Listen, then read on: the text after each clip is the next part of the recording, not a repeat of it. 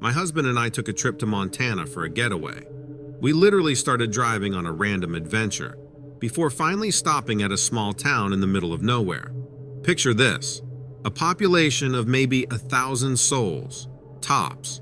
There were a couple of stores, one hotel, and the rest were either houses or old shops, some of which looked like no one had set foot in them for decades. We got to the hotel, which was this 3-story deal, and our room was on the 2nd floor.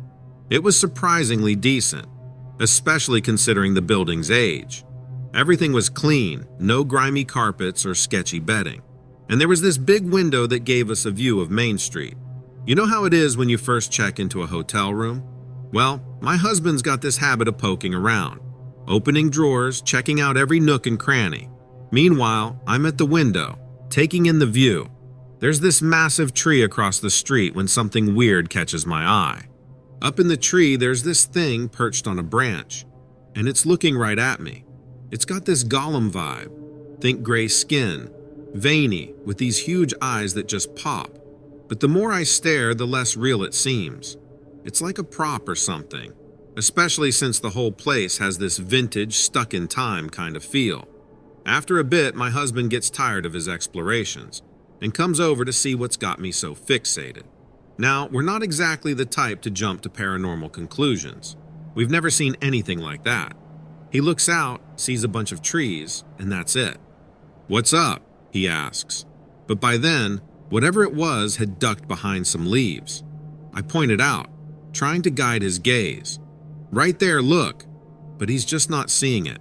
I keep pointing, getting louder each time, but he's clueless, doesn't see a thing. So I'm starting to question my own eyes, thinking maybe I'm seeing things. That night, we're in bed, watching some TV, when this scraping noise starts up on our window, followed by this tapping sound. I peek outside and see a tree branch against the window, moving back and forth. Then, out of nowhere, a big gust of wind comes, except there's no wind outside. It's dead calm. Now I'm really on edge. After a few minutes, I muster up the courage to draw back the curtains and look, but there's nothing there that explains it. My husband tries to brush it off, saying it's probably just the trees, but he doesn't sound all that sure himself. Then he says something odd. "Don't worry, they'll keep you safe." What? That made 0 sense unless, and that's when I got the chills. Maybe there was something strange about this town after all. And why the heck would he say they? The next day, we grabbed breakfast at the hotel's little diner. It's a decent spread, eggs, bacon, toast, the works. After eating, we decide to explore the town, see which shops are open.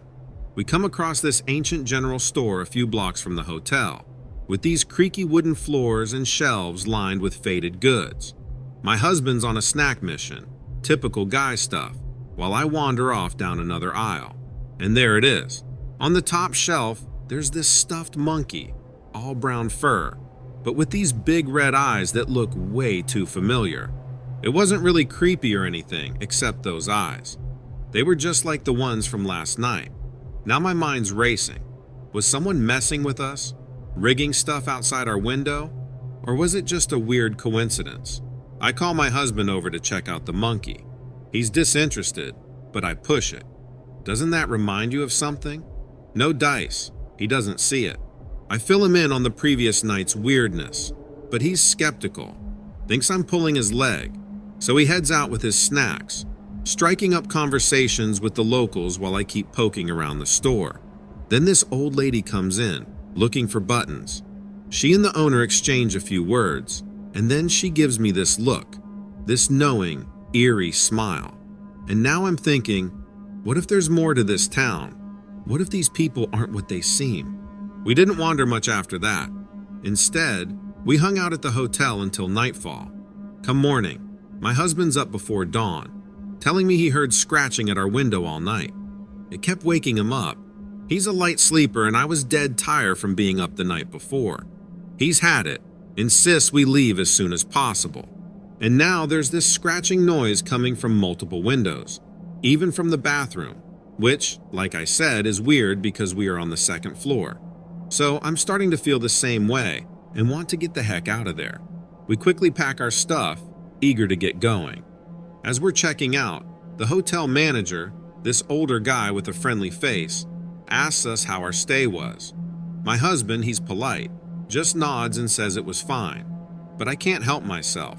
"Hey, is there anything odd about this town?" I ask him. The manager just chuckles like it's a joke. "Oh, you know small towns. We all have our quirks." But there's this glint in his eye that makes me wonder. We head out, and the drive back is mostly silent. My husband's focused on the road, but I can tell he's thinking about the whole thing. I keep replaying everything in my head, wondering if we overreacted, or if there really was something off about that place. I mean, we literally felt like we were in a movie scene where the weirdest stuff happens that seems totally impossible. A few days after we get back, I'm still uneasy. So I do some digging online, looking up anything I can find about that town. And guess what? There's almost nothing. Like, it's there on the map, but beyond that, it's like the town doesn't want to be known. No tourist info, no history, nothing.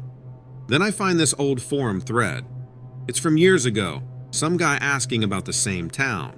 He mentions the hotel and how he felt like he was being watched.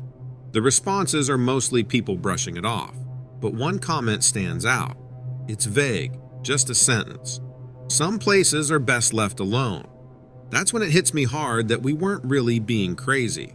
But sometimes, late at night, I'll still wake up thinking I hear that scraping noise on the window.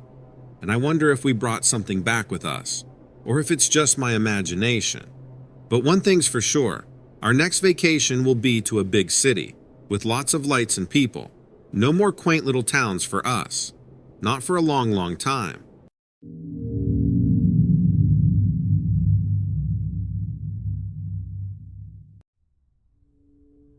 It was a regular night, just like any other. I was heading home from work, driving through Elk County, Pennsylvania. I live right outside of Benezette, a small town where everyone pretty much knows everyone. The road home is one I could drive with my eyes closed. Not that I would ever try it, but you get the idea. It's this winding road, lined with thick trees on either side, pretty isolated and quiet, especially at night. So there I was, it must have been around midnight. I just passed the local cemetery, a spot that always gives me the creeps, even though I don't believe in that sort of thing. The moon was full and bright, casting this eerie glow everywhere. It's funny how a full moon can make even familiar places look different, almost otherworldly. As I rounded a bend in the road, something caught my eye. At first, I thought it might be a deer or an elk. We have a lot of them around here. But then, this thing, whatever it was, stepped onto the road, right into my headlights. And man, I realized then it was no deer. Describing it is tough. It's like trying to explain a color you've never seen before. The best I can do is say it looked like some kind of skinless dog or coyote. But with a twist, it had human-like features. Its hair was long and black, but its face, it was more human than animal. It was running on all fours at first, but then, as it hit the pavement, it stood upright and started sprinting. This thing, it was bizarre. Its arms were really long, and its hands were like a mix between paws and human hands. Its hips were wide, and its legs short, so when it ran, it was more of a hopping sprint. I can't even guess how fast it was moving, but in just a blink, it crossed the road and vanished into the trees. I couldn't process what I'd seen. My mind was racing as I drove past the spot where it disappeared. All I knew was that I wanted to get home, fast. I didn't speed, but I was definitely pushing the limit.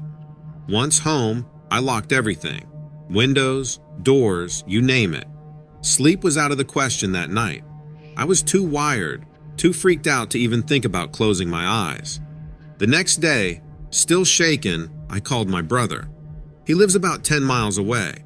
I asked him to come over so we could go back to that spot, see if we could find any clue about what I saw. So, there I was, the day after the sighting, standing with my brother at the spot where this whole crazy encounter went down. We scoured the area, looking for anything out of the ordinary. But aside from that weird smell, there was nothing. It was like whatever I had seen had vanished into thin air, without a trace. My brother, he's always been more open to this stuff than me. He listened to my story, nodding, not even surprised. Turns out he's had his fair share of weird encounters in the area. He started telling me about the strange noises he's heard at night, the shadows he's seen moving in the woods, stuff that he never mentioned before because he thought I'd just scoff at it. We spent a good part of the day just walking around, talking about what this thing could be. My brother's theory about a portal or gateway wasn't just some random idea. He'd been piecing together stories from around town, old legends, recent sightings, and strange occurrences. According to him, there's a long history of unexplained events in these woods. Disappearances, strange lights, eerie sounds, you name it. Now, I'm not saying I became a believer right then and there, but I couldn't ignore the mounting pile of questions. This wasn't just some random, isolated incident. There was a pattern, and it was getting harder to just brush off. The more we talked, the more curious I got. I started doing some research of my own. I hit the local library, scoured the internet, and even chatted with some of the older folks in town.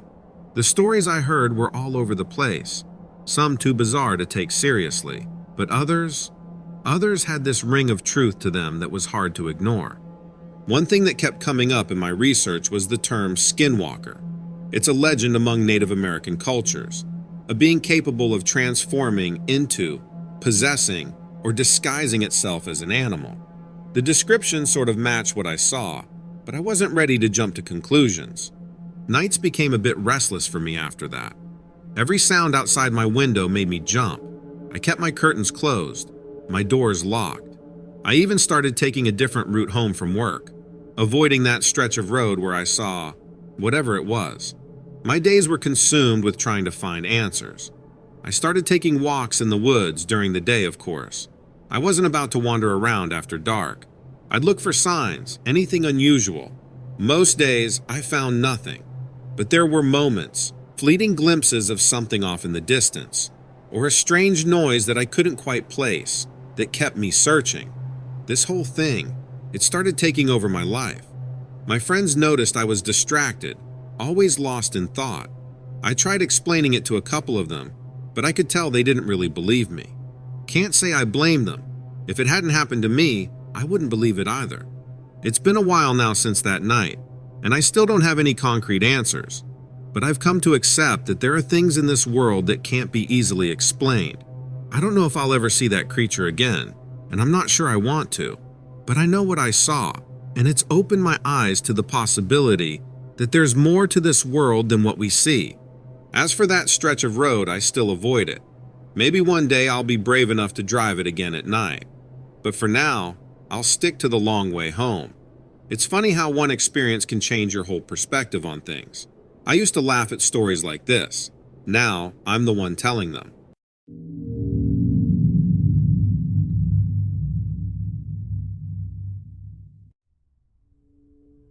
I've had my fair share of paranormal experiences, and I'd love to share a few with you.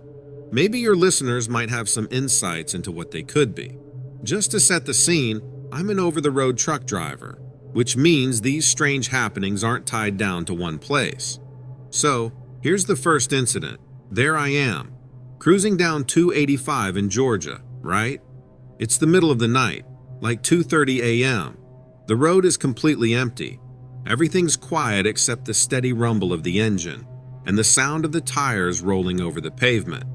I've got the window cracked just a bit, letting that cool night breeze slip in. It's got that fresh, earthy smell that just makes you glad to be on the road. I'm feeling good, settled in for the long haul, and the Atlanta skyline is just aglow on the horizon behind me. But then, man, things start getting wonky. My dash lights go nuts out of the blue. The speedometer is bouncing, the fuel gauge is doing a dance, and all the little warning lights are flickering on and off like it's Christmas or something. I give the dash a smack. You know, the universal fix-it move. But nope, they keep flashing like they're partying hard. And just when I'm trying to make sense of this light show, my headlights decide to peace out. Just like that, they're gone. And I'm not gonna lie, my heart skips a beat, because it is pitch black out there. I mean, I can't see a thing. Not even the white lines on the road. But just as quick, the lights flash back on like they're saying, just kidding.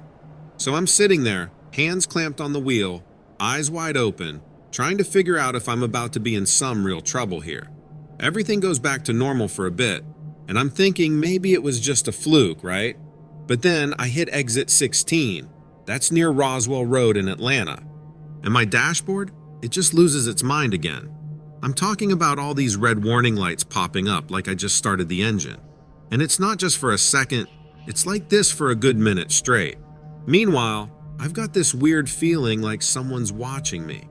I keep checking my mirrors, looking over my shoulder, but there's nothing, just the road and me. You'd think it's just an electrical issue, right? But here's the kicker.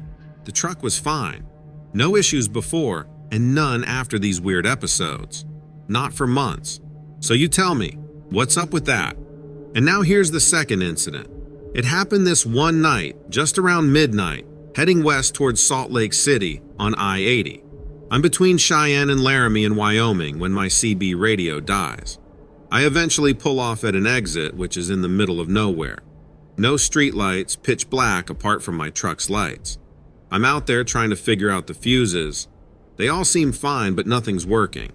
Meanwhile, another guy pulls up in his rig and stops, and says he is also having electrical issues. Then, out of the blue, all the lights start flickering violently. It's just chaos. And then suddenly, silence. That's when we hear a voice through my speaker. "Hey, can you hear me?" But the radios are dead. No one can respond. The other driver and I are just baffled. Silence again. Then the voice, louder. "Hello, can you hear me?" The other driver asks who it is, but all we get is, "What are you doing out here at this time of night? Where is your dispatcher?" That spooked us both, not gonna lie. I checked all over the place. There was no sign of anyone or anything. Then, everything just powers back up, except my CB radio, which took another 5 minutes. After that, we both just went on our way, and obviously I never saw him again. And here's the final bit of craziness that happened. The last incident that I can't explain. Picture this. I'm out on the open road, trucking through Montana. You probably know how it is there. Endless highways, big sky country. So I pull over at this rest area. It's one of those spots that's picture perfect. We're talking one of those days that's all postcard worthy, with the sun hanging high and not a cloud in sight. I'm thinking, let's stretch the legs, maybe get a bit of that fresh pine air in my lungs. I park the rig, hop out, and there's this little slice of woods right there. Looks inviting enough, so I say to myself, why not take a little detour? I start off into the trees, just enjoying the peace. Now here's where things get weird. I'm minding my own business, just walking, when out of nowhere, it's like I walked face first into a wall. But there's nothing there, right? It's just air, but it doesn't feel like it. This wave of, just bad vibes rolls over me. It's like the air gets thick with this nasty energy. You ever get that feeling where you just know something ain't right? That's what hits me. Goosebumps? Check. Hair standing up like I've got a live wire under my hat? Double check. It's like I stumbled into a haunted house, except I'm in the middle of the woods. And then, all hell breaks loose.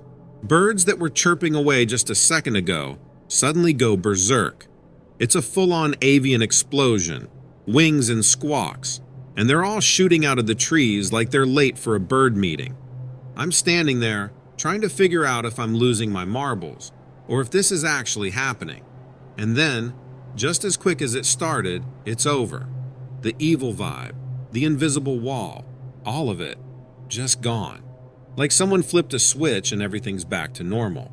I take a minute, catch my breath, and think about heading back to the truck. But you know what's the craziest part? As I'm turning to leave, there's this feeling in my gut that tells me something was messing with me. Not a person, not an animal, but something. I can't explain it, and maybe I don't want to. I just know that I hightailed it out of there fast, and didn't stop walking till I was back at my truck, with the door safely shut and the engine running.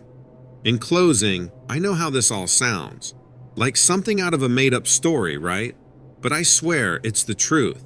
There have been other incidents, sure, but these were the most intense that I could think of. Hope these all can help someone else who's seen some weird stuff they can't explain.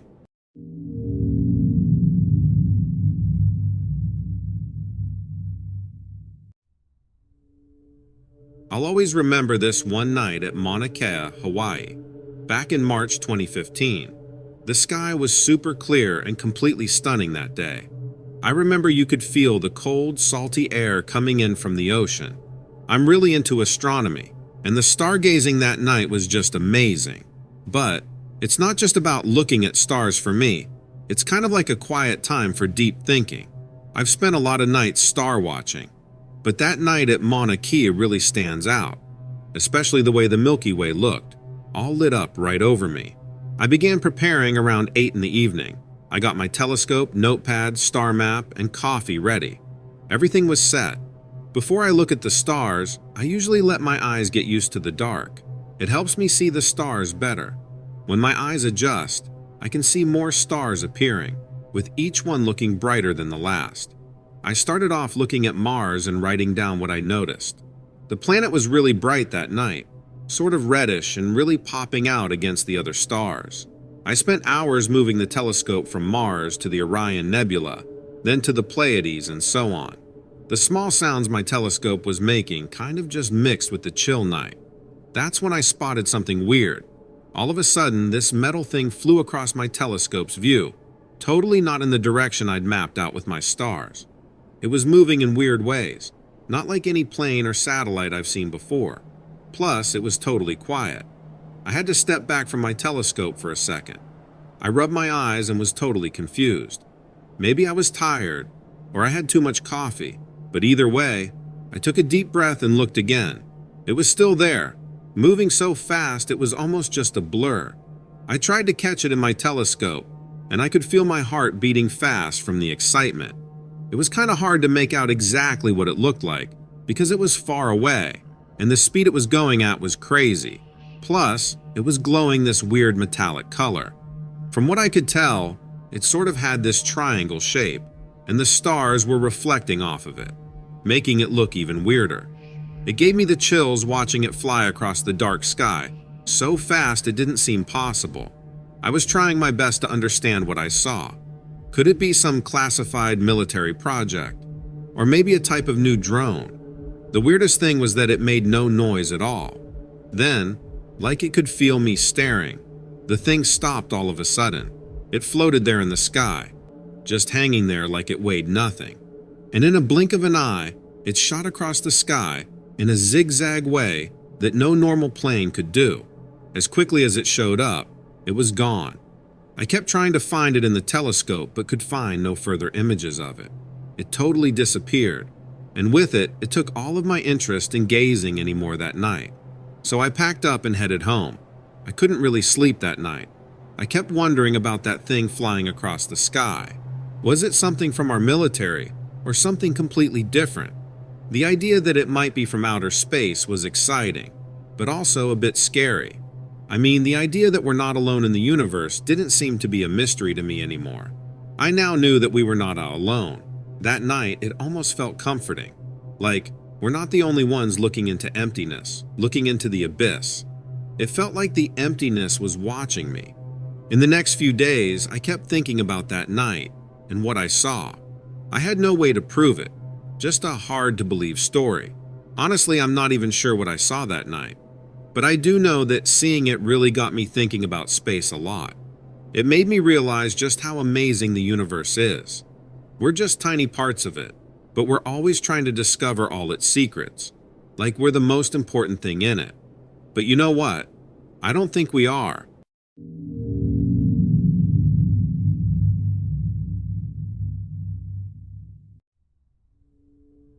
I'm writing to you as a police officer and would like to tell you about an experience I had during my time on the force. It was in New Orleans in 2012. I was patrolling around City Park at night with another officer when we received a call from dispatch that there were reports of fighting and commotion in the area. We headed over to investigate. As we got closer, we noticed that all of the streetlights were out for some reason, which made it really hard to see anything. As soon as we pulled up, we saw 3 people sprinting towards us who looked completely terrified. They told us they heard what sounded like someone screaming right before hearing multiple loud bangs. We decided it'd be best if they waited inside our cruiser while we went ahead and investigated this situation. My partner stayed behind with them while I started searching around to see where the noise came from. The only thing I could hear besides crickets chirping was faint rustling noises coming from nearby bushes. The park itself is massive, approximately 1,300 acres. So trying to find whoever did this wouldn't be easy without backup. But since there were no other units available at the time, it meant me and my partner would have to handle things ourselves. While walking through tall grasses towards one of the picnic areas nearby, which overlooks Lake Pontchartrain, I began noticing strange footprints imprinted into the muddy ground surrounding certain trees, as well as occasional drag marks leading away from said trees, as if something heavy had been dragged across the grass. There are many swamps and bayous within City Park's vicinity, due eastward beyond forested sections, also leading northwards adjacent across Marconi Drive, into a densely wooded thicket, which ultimately connects along Wisner Boulevard going southwards toward Audubon Park, a very large and complex system of waterways within NOLA proper. Following the path that led further eastward, it wasn't long before I discovered a mutilated animal lying on the ground near a clearing. It was in horrible condition, torn to shreds in a way that was not natural at all. No natural predator would have done this. There were also strange symbols drawn into the mud nearby, which appeared to be some sort of occult marking or something similar, and next to these drawings lay various items such as candles, feathers, and animal bones. I immediately called for backup upon finding the situation, and tried to secure the area as best I could until help arrived. While waiting by myself, though, I couldn't shake the feeling that someone or something was watching me from a distance. The air felt heavy and thick with tension, almost suffocating, making it difficult to breathe properly. Moreover, shadows cast under moonlight seemed unusually elongated somehow, compared to usual night shifts within park grounds. As minutes passed slowly but surely, uneasiness began growing stronger within me. Instincts told me to stay alert since some sort of danger seemed to be lurking nearby. Eventually, backup showed up about an hour later, and a few of them started combing through the woods surrounding the lakefront area, looking for any other potential evidence as to what happened. Surprisingly, they brought dogs with them too. I guess they already had them from a previous stop, and so that was a bonus. They were hoping the dogs could sniff out anything unusual hidden among the dense foliage. Unfortunately, despite the thorough investigation conducted afterwards, nothing else turned up except dead ends everywhere we looked. No further clues leading us closer to capturing whoever or whatever did this. 2 days later, I was back in City Park, unable to shake the feeling that we had missed something crucial in our initial search. I decided to take another sweep of the area, where we found the occult symbols and mutilated animal. It was mid-afternoon, and the park had its usual runners and families around, which made me feel a bit more at ease than that previous night. As I made my way to the previously investigated spot, a distorted howl in the distance stopped me dead in my tracks. I called it in, and my partner joined me with a couple of other officers. We approached the area with caution. The howl had a strange pitch to it, almost mechanical, like it was being played on a low-quality speaker. But when we found the source, it wasn't a speaker at all.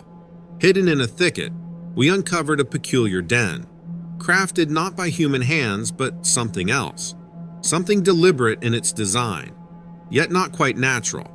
Inside the den, we found an array of large, clawed footprints, distinctly non-human, leading in and out of the den in all directions. The ground was littered with tufts of coarse, dark hair, and the air carried a wild musk that made the officers grimace. We collected samples carefully, unsure of what creature could have left them. There were also deep scratches on the nearby trees, too high and too deliberate to be from any known animal in these parts. The most unsettling discovery was a series of large, oddly shaped bones scattered around the perimeter of the den. They were heavy, picked clean, and gnawed at the ends. It wasn't just the state of the bones that was unnerving, but the realization that some were unmistakably from deer, while others were from animals we couldn't even identify. We logged the evidence, photographing everything meticulously, knowing that this was something beyond our usual scope of wildlife incidents. We cordoned off the area and called in a specialist from the nearby university. someone with more experience in unknown animal behavior. As we waited, the sun began to dip below the tree line, casting long shadows across the park. There was no sign of the creature, but the sense of being watched lingered. We left the park as night fell, leaving cameras and traps in place. Whatever was out there, something that understand, or some yet-to-be-discovered species. It was clear we were dealing with something far more complex than we had ever anticipated. But for now, all we could do was wait and watch, hoping the night would remain as calm as it seemed.